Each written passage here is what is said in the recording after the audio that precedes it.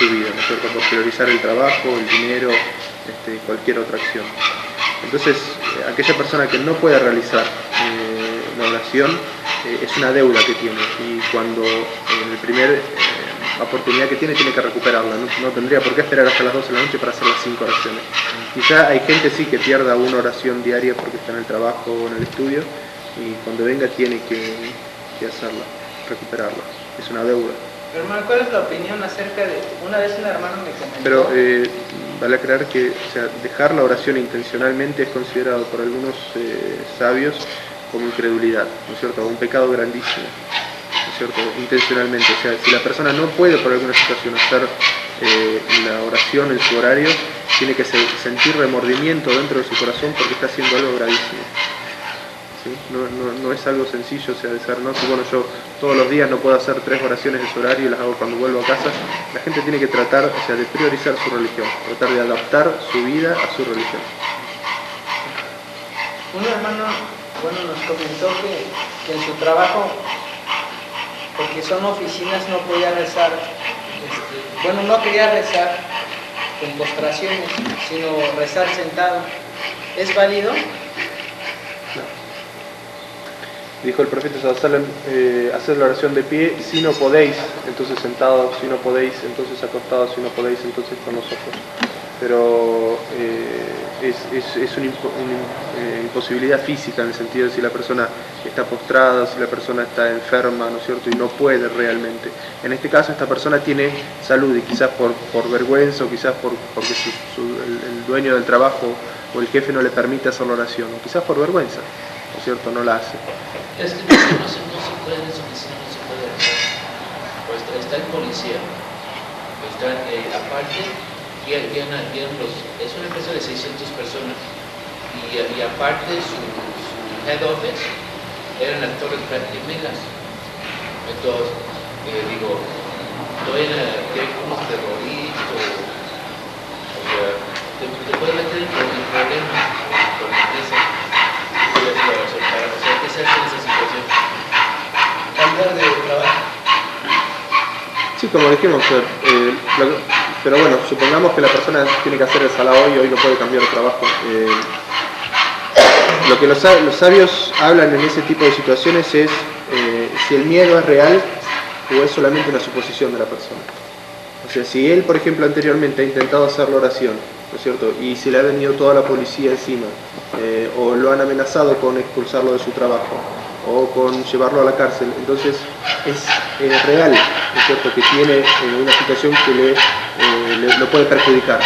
Ahora, si es solamente una suposición que él tiene, una vergüenza que sus compañeros lo vean hacer la oración, o que él piensa que quizás porque ahora consideran a los musulmanes terroristas, que si hace su oración se le va a venir, entonces no. Pero hay una opinión bueno, en base al hadith, ¿no?, de que creo era bidón marad wala safar, bidón matar wala marad. Hay una opinión que, en base a que el profeta sallallahu alaihi wasallam rezó 4, ¿no?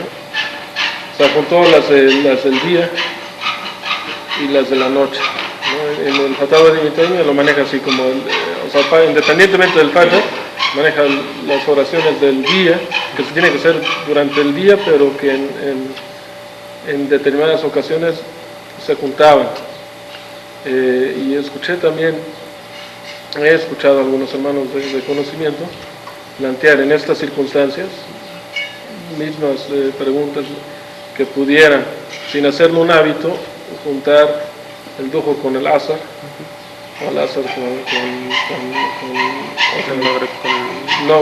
el maghrib con el isha.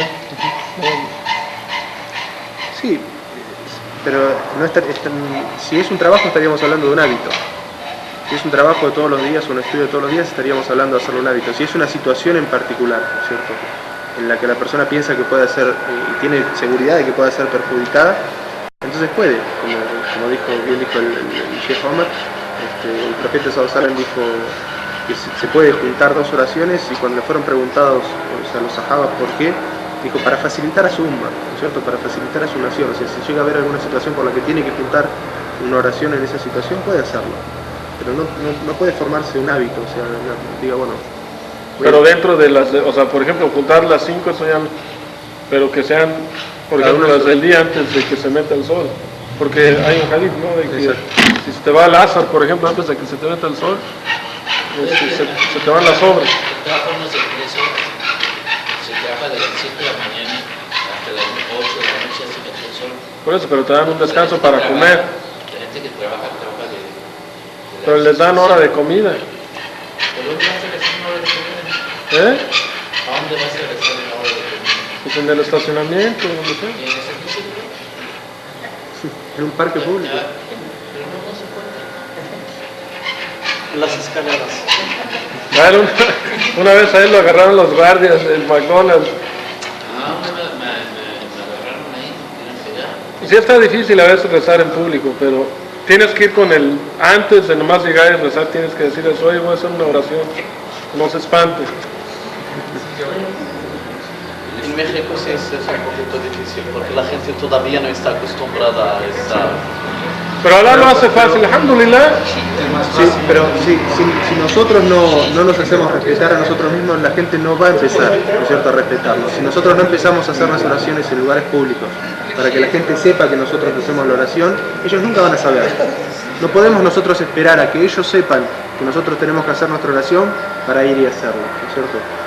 Entonces el musulmán tiene dos opciones: o es fuerte y hace y se compromete con su religión y cumple en el lugar donde está, o emigra a un lugar donde puede practicar su religión tranquila, ¿no es cierto? Existen otros países, quizás Norteamérica o quizás Europa o los países islámicos, donde ya no es tan raro ver a un musulmán haciendo sus oraciones en un parque público o en un estacionamiento, ¿no es cierto?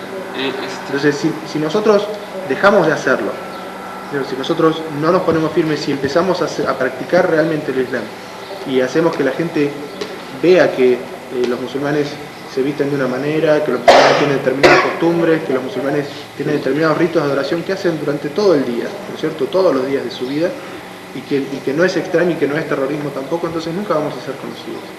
Nunca vamos a poder esperar de que nos respeten como musulmanes y que entiendan de que nosotros practicamos nuestra religión así.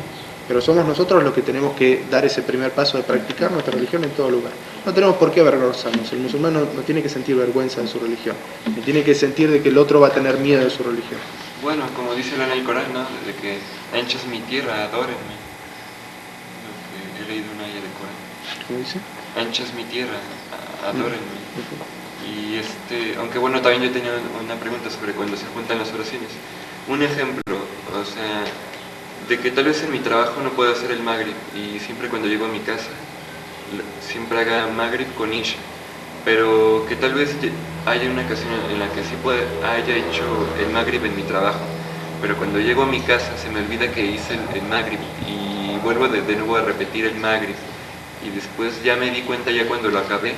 ¿Qué puede pasar? O sea, ¿cuál de las dos oraciones fue aceptada? No, sí, vos en la primera situación cumpliste con lo que era obligatorio, ¿no es cierto? Y ya terminaste tu obligación. Cuando lo volvés a hacer en tu casa, es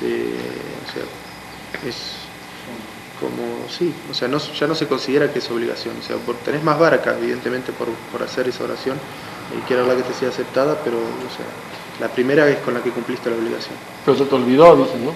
Sí, es que era tanto la costumbre. Eso es lo que no hay que hacer, no hay que hacerlo costumbre. No, pero es que, o sea, bueno, si en tu trabajo no te dejan... Yo lo que tengo una duda es en cuanto al salat. Por ejemplo, das el takbir, el primer takbir, dices Allahu Akbar, y de repente está tocando. Por ejemplo, a mí me pasa en mi negocio, ¿no? Doy mi takbir, voy a rezar, de repente o suena el teléfono o me tocan. Pero a veces es tan insistente, tan fuerte, que no sabes qué hacer. ¿Qué haces? Abres y le dices, permíteme, estoy rezando, o simplemente te esperas, pase lo que pase.